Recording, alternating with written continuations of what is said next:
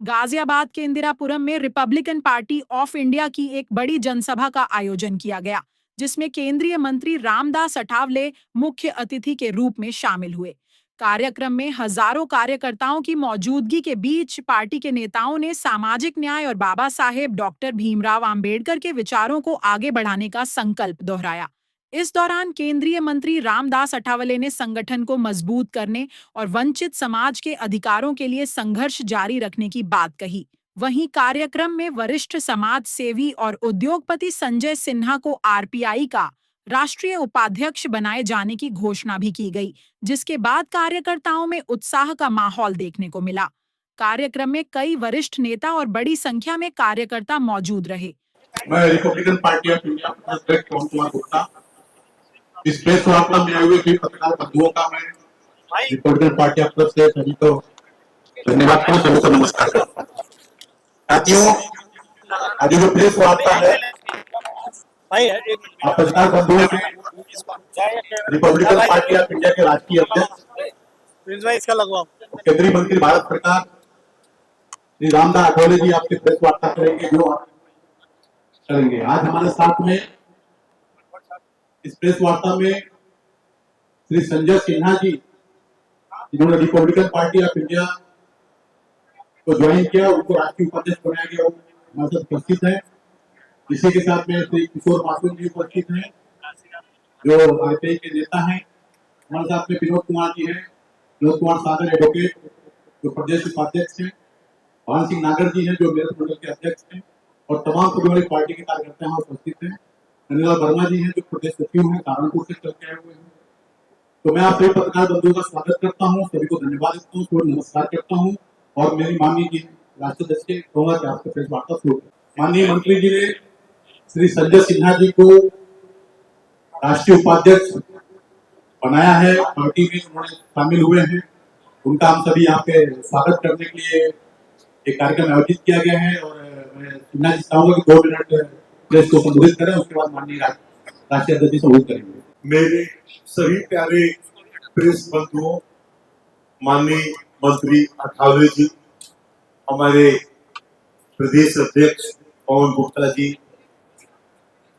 मासूम जी एवं तमाम पदाधिकारी जो अलग अलग शहरों से अलग अलग स्टेट से आए हुए हैं, उनका यहाँ पर हम स्वागत करते हैं। हम शुद्ध रूप से समाज सेवी हैं और व्यापारी भी हैं, और सिर्फ हम इस पार्टी में जुड़े हैं बाबा साहब के विचारों को देखते हुए। और हमारे माननीय मंत्री जी इतने सरल इंसान हैं जो हमेशा रात में 12 बजे भी किसी के लिए खड़े हो जाते हैं। तो हमको लगा, हमको एक प्रेरणा आई कि हम मंत्री जी के साथ जुड़े, पार्टी के साथ जुड़े, और पार्टी जो भी जिम्मेदारी हमें देगी देश में, प्रदेश में और जहां भी देगी, हम बड़ी निष्ठा और ईमानदारी के साथ पार्टी की सेवा करेंगे। और एक मामूली कार्यकर्ता के रूप में अपना जो भी होगा वो अपना समय, अपना जो आदेश होगा उसे हम पूरा करेंगे। आज का दिन बड़े मेरे लिए त्योहार का दिन है, जो रिपब्लिक पार्टी ने हमें इतनी बड़ी जिम्मेदारी दी है, और हम पूरी ईमानदारी के साथ इस जिम्मेदारी का निर्वहन करेंगे। धन्यवाद माननीय जी। वो बाबा साहब अम्बेडकर जी की विचारधारा है सब जाति धर्म के लिए। बाबा साहब की विचारधारा की रिपब्लिकन पार्टी ऑफ इंडिया किसान हो, दलित हो, आदिवासी हो, ओबीसी हो, जनरल कैटेगरी के लोग हो, बाबा साहब ने बताया कि बाबा साहब का मिशन है सबको साथ में लेकर आगे चलना। दलित समाज के हुकूम से राजनीति में सफल बने, सभी जाति धर्म का वोट लेने के बाद ही हम चुनकर आ सकते हैं, और हम चुनकर आने के बाद सफल हो सकते हैं। इसलिए बाबा साहब अम्बेडकर जी की जो रिपब्लिकन पार्टी ऑफ इंडिया है, इस पार्टी को मैं सारे देश में, मेरी पार्टी में संजय सिन्हा जी की पहचान मेरी 4-6 महीना पूरी हुई और लगातार उनके साथ मेरी बैठक हुई। और उन्होंने भी मतलब व्यक्त की कि बाबा साहब अम्बेडकर की पार्टी है। इसमें मैं सम्मिलित हूँ जो उत्तर प्रदेश में और गुप्ता जी के नेतृत्व में जो पार्टी हमारी इसको मजबूत करने के लिए मैं थोड़ा सा जोर दूंगा और इसीलिए उनको राष्ट्रीय उपाध्यक्ष उनको मनोनीत किया जाता है और वो हमारे पार्टी में आने से पश्चिम उत्तर प्रदेश है, पश्चिम उत्तर प्रदेश में रिपब्लिकन पार्टी को बड़ी ताकत और हम एनडीए के साथ हैं, माननीय नरेंद्र मोदी जी के साथ हैं, योगी आदित्यनाथ जी के साथ भी हमारी पार्टी है और रिपब्लिकन पार्टी 28 राज्यों में काम करती है, 8 केंद्र शासित प्रदेशों में काम करती है और हमारी पार्टी को है एक पार्टी 2 राज्यों में मेरी पार्टी रहती है, नागालैंड और मणिपुर।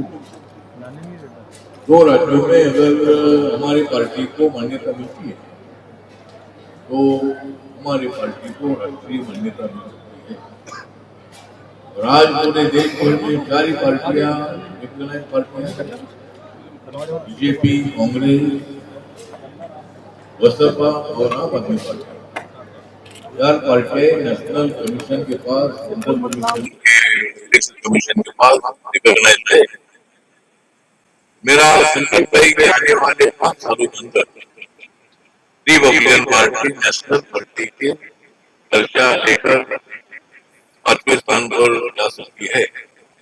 उसके लिए हमारा प्रयत्न जारी रहेगा और अभी जो 5 राज्यों के चुनाव अनाउंस हुए हैं उसमें मतलब वेस्ट बंगाल है, असम है, तमिलनाडु है, केरल है, पांडिचेरी है, 5 राज्यों के चुनाव है। इसमें रिपब्लिकन पार्टी सोच रही है कि हमें क्या सीटें लड़नी है या नहीं लड़नी है या कुछ सीटों पर हम चुनाव लड़ने के बारे में विचार करेंगे और कुछ राज्यों में बीजेपी का समर्थन करने का निर्णय हमारा हो सकता है। अभी हमारी सेंट्रल कमेटी में बातचीत हो रही है, उसके बाद हमारा निर्णय हो जाएगा। लेकिन आज संजय सिन्हा जी पार्टी में आने से रिपब्लिकन पार्टी को ताकत मिली है। पवन गुप्ता जी पूरे राज्य में घूम कर अभी जो 75 जिले यहाँ है अभी तक तो जो 75 जिले उसमें से 75 जिलों में से 65 जिलों में हमारी कमेटी है और हमारी कोशिश जारी है कि आने वाले लोकल बॉडी के चुनाव में हम कुछ कैंडिडेट खड़ा करेंगे और आने वाले 27 के चुनाव में रिपब्लिकन पार्टी बीजेपी के साथ अलाइनमेंट करके हम कुछ सीटें लड़ना चाहते हैं। आदरणीय मायावती जी का जनाधार रुका जा रहा है। माननीय कांचीराम जी ने बहुत कष्ट था बहुजन समाज पार्टी को बाबा साहब अम्बेडकर जी के नाम पर सारे देश में खड़ा करने का काम किया था और सबसे बड़ी सफलता माननीय कांचीराम जी को उत्तर प्रदेश में मिली। उसका कारण यह है कि उत्तर प्रदेश में 22-23% दलित वोट है। महाराष्ट्र में अभी इतनी सफलता इसलिए नहीं मिली, महाराष्ट्र में दलित वोट 13% ही है और इसीलिए महाराष्ट्र में इतनी सफलता हमें नहीं मिली। लेकिन माननीय कांचीराम जी ने दलित, ओबीसी और माइनॉरिटी इनको शुरू में इकट्ठा करने का काम किया और बाद में ब्राह्मण है, बनिया है, ठाकुर है और बाकी के जो सभी लोग दलित, ओबीसी है, माइनॉरिटी है, सब लोगों को एक साथ लाने का प्रयत्न हुआ और माननीय मायावती जी अपने बलबूते पर मुख्यमंत्री बन गई थी। माननीय मायावती जी को 3 बार मुख्यमंत्री बनने का मौका मिला। इसका कारण ये था कि बीएसपी को मेजॉरिटी नहीं मिली थी, लेकिन भारतीय जनता पार्टी ने 3 बार सत्ता के बाहर रहकर मायावती को मुख्यमंत्री बनाने का निर्णय लिया था और बीजेपी के सपोर्ट से मायावती 3 बार मुख्यमंत्री बन गई थी। तो हमारे लिए अच्छी बात है कि हमारे समाज की एक हमारी बहन 3-4 बार उत्तर प्रदेश की मुख्यमंत्री रही है। तो हमारी कोशिश है कि इस पार्टी को आगे बढ़ाना है और 2027 के चुनाव में योगी आदित्यनाथ जी ने उत्तर प्रदेश में विकास का काम बहुत तेजी से आगे बढ़ाया है। नरेंद्र मोदी जी के नेतृत्व में पूरा देश विकास की दिशा से आगे बढ़ रहा है और लोगों की इकोनॉमी डेवलप हो रही है। स्मॉल स्केल इंडस्ट्री को बढ़ावा दिया जा रहा है।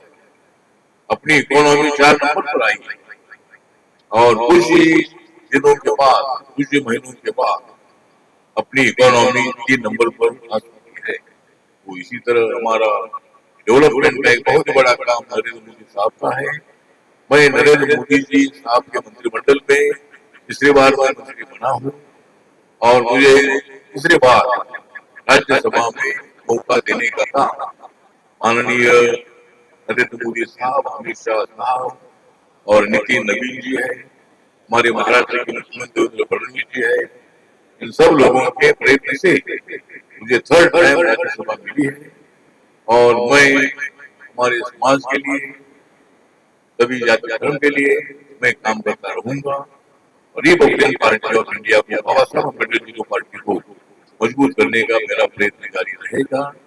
उसमें पवन गुप्ता जी का यूपी में बहुत बड़ा योगदान है और अभी संजय सिन्हा जी हमारी पार्टी में आने के बाद हमारी ताकत और भी ज्यादा हो रही है और इसीलिए आज मैं यहाँ उनका सम्मान करने के लिए इधर आया हूँ। तो राष्ट्रीय उपाध्यक्ष पद पर हमने ले लिया है और एक बहुत मजबूत आदमी आरपीआई के साथ आने के बाद आरपीआई उत्तर प्रदेश में मजबूत होगी, ऐसा मुझे पूरा विश्वास है।